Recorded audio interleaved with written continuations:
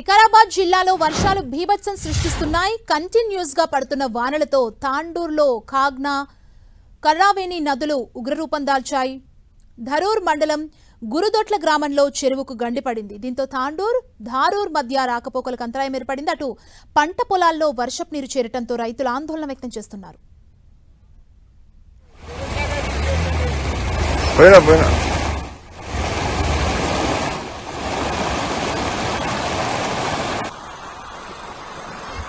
పంట పొలాలు నీట మునిగిపోయాయి.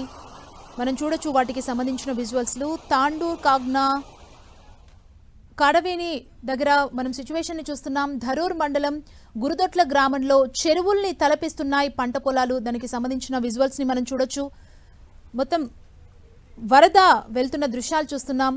రోడ్లు కూడా నదుల్ని తలపిస్తున్నాయి.